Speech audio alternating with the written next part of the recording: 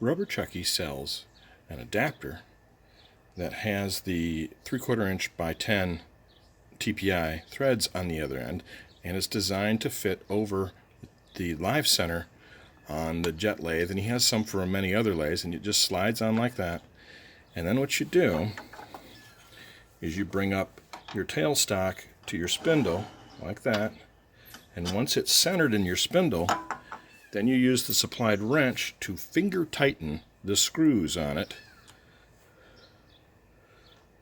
They're brass screws and they're in the material, and you only want to finger tighten them so that you don't strip them out very lightly, and then it'll run true, and then it'll allow you to